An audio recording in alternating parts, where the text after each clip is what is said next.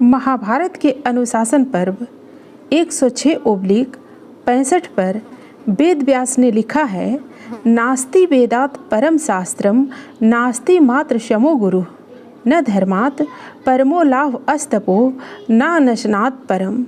अर्थात वेद से बड़ा कोई शास्त्र नहीं है, माता के समान कोई गुरु नहीं है, धर्म से बड़ा कोई उत्कृष्ट लाभ नहीं है तथा उपवास से बड़ी कोई तपस्या नहीं है। नमस्कार मित्रों, आज आपके लिए लेख लेकर उपस्थित हैं। आज का लेख है चमत्कारी है व्रत उपवास के प्रभाव। मित्रों, सदियों से हमारे देश भारत में व्रत उपवास की परंपरा रही है। हमारे ऋषि मुनियों व मनीषियों ने दिवस, वार, तिथि व पर्व त्योहारों आदि को ध्यान में रखते हुए व्रत उपवास की तिथियां निर्धारित की, ताकि लोग इन तिथियों में उपवास करके शरीर में विशेष ऊर्जा का संचय कर सकें और शरीर में पहुंचने वाले, निर्मित होने वाले विषैले तत्वों का शमन कर सकें तथा अपने शरीर को स्वस्थ बना सकें। व्रत उपवास के अनेक लाभ हैं व इनके लौकिक व आध्यात्मिक प्रभाव भी हैं। यहाँ यह ध्यान देने की बात है, इन लाभों को प्राप्त करने के लिए उचित सहन शक्ति को विकसित करना भी आवश्यक होता है। अपने आध्यात्मिक प्रभावों के कारण ही व्रत उपवास को तप साधना का एक अभिन्न अंग माना जाता है।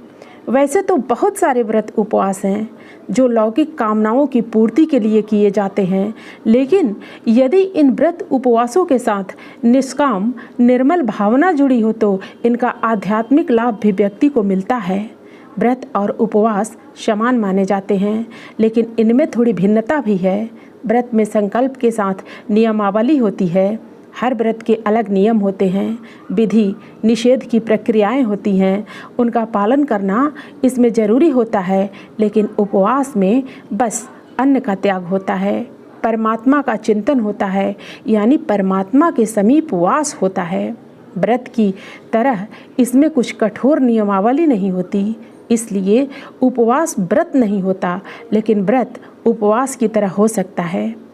आज दुनिया में जहाँ तरह तरह की बीमारियाँ अपने पैर पसार रही हैं, वहाँ लोगों का ध्यान अब व्रत उपवास की ओर जा रहा है। आज दुनिया भर के अनेक वैज्ञानिक व्रत उपवास के लाभों को लेकर निरंतर शोध अध्ययन कर रहे हैं। शोध अध्ययनों से यह बात सामने आई है कि एक निश्चित क्रम में उपवास करने से अनेक प्रकार के स्वास्थ्य लाभ हो सकते हैं। इनमें वजन घटाने से लेकर हाई ब्लड प्रेशर और कोलेस्ट्रॉल को कम करना आदि भी शामिल है। आज अमेरिका, चीन जैसे विकसित देशों से लेकर भारत जैसे विकासशील देशों में मोटापा एक अभिशाप बनता जा रहा है। डायबिटीज, हृदय रोग और कैंसर से लेकर बढ़ती उम्र के साथ होने वाली बीमारियां एक बड़ी जनसंख्या को अपनी गिरफ्त में ले रही हैं। ऐसे में व्रत उपवास की महत्ता को लेकर चर्चा सब तरफ जोरों पर है।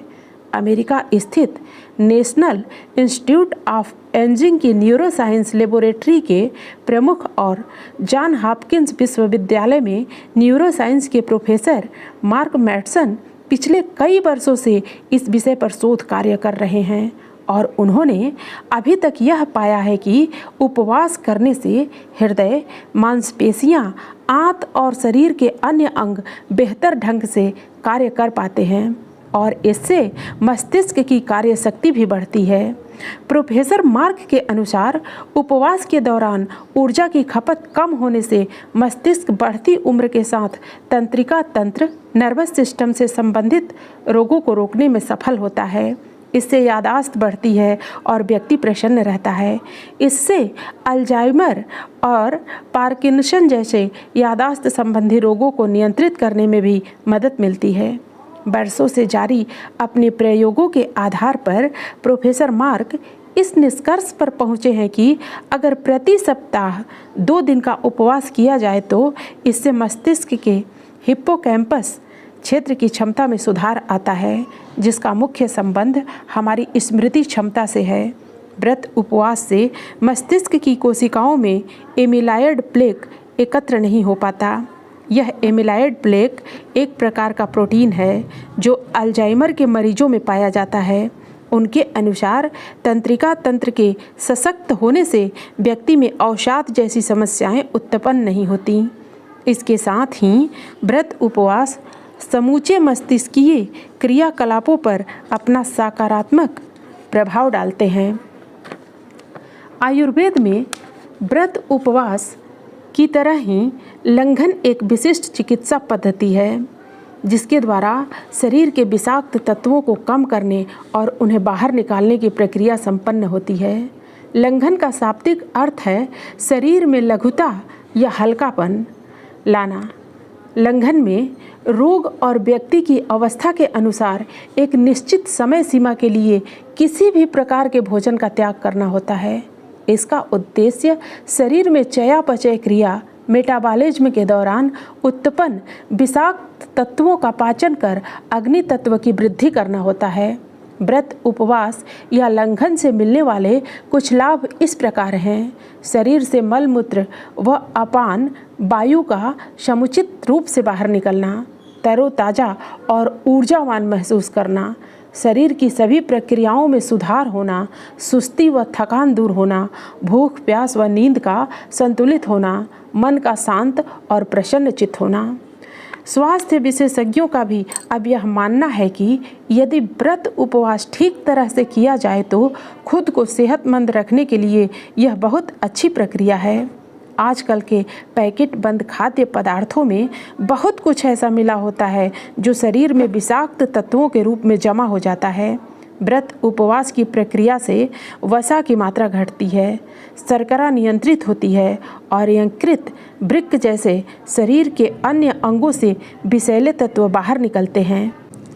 इसके साथ ही व्रत उपवास से खान पान की आदत में सुधार आता है, वह हमारी प्रतिरोधक क्षमता बढ़ती है। व्रत उपवास करने से हमारी पाचन क्रिया को कुछ घंटों तक अथवा कुछ समय के लिए विश्राम मिलता है। इसकी वजह से व्यक्ति की चयापचय की क्रिया अधिक कुशलता से कार्य करती है। यदि व्यक्ति की पाचन शक्ति कमज़ोर है तो उसकी शरीर में वसा युक्त पदार्थों को पचाने की क्षमता कम हो जाती है। व्रत उपवास से पाचन शक्ति की क्रिया का सही रूप से संचालन होता है तथा इससे शरीर की चयापचय क्रिया भी सुधरती है। शोध अध्ययनों से यह भी पता चला है कि व्रत उपवास से एलर्जी संबंधी बीमारियां भी ठीक होती हैं और आंतों की बीमारी में भी इससे लाभ होता है। विशेषज्ञ के अनुसार हर कोई व्रत नहीं रख सकता, जैसे गर्भवती महिलाएं, बच्चों को दुग्ध पान कराने वाली महिलाएं, कुपोषित व्यक्ति, हृदय एवं ऐसी अन्य बीमारियों से ग्रस्त व्यक्ति, मधुमेह से पीड़ित व्यक्ति आदि। व्रत व उपवास में व्यक्ति को अपने खान पान पर विशेष संयम रखना पड़ता है, जैसे इसमें सादा नमक नहीं लिया जाता। जो लोग बिना नमक के नहीं रह सकते वे सीधा नमक ग्रहण करते हैं। जल, फल, फलों का रस, नींबू पानी आदि का इसमें भरपूर सेवन किया जाता है। व्रत में चीनी या गुड़ को ग्रहण करने की भी एक सीमा है। जो लोग अस्वाद व्रत रखते हैं वे नमक चीनी दोनों का ही त्याग कर देते हैं। अलग अलग व्रत के विधान अलग अलग होते हैं। किसी में केवल फलाहार करते हैं तो किसी में एक समय भोजन भी कर सकते हैं। यह सच है कि व्रत उपवास में सही खान पान यानी आहार की अहम भूमिका है। आहार यानी हम जो ग्रहण करते हैं, तो इसमें सभी प्रकार के आहार सम्मिलित हैं, यानी शारीरिक के साथ साथ मानसिक, भावनात्मक, आध्यात्मिक भी। मानसिक आहार में हमें अच्छे विचारों को ग्रहण करना चाहिए, नकारात्मक विचारों से बचना चाहिए। भावनात्मक आहार में शुभ भावों को ग्रहण करना चाहिए। क्रोध, बैर, ईर्ष्या, द्वेष आदि अशुभ भावों का त्याग करना चाहिए। और आध्यात्मिक आहार में प्रार्थना, मंत्र जप, ध्यान, उपासना आदि को ग्रहण करना चाहिए और कुसंग का त्याग करना चाहिए। इस तरह व्रत उपवास का यदि संपूर्ण लाभ लेना है तो हमें उचित खान पान के साथ सही आहार विहार का भी ध्यान रखना चाहिए और ज़रूरत पड़े तो इस संदर्भ में विशेषज्ञों से भी सलाह ले लेनी चाहिए। मित्रों, फिर मिलते हैं अगली प्रस्तुति में नए लेख के साथ। धन्यवाद।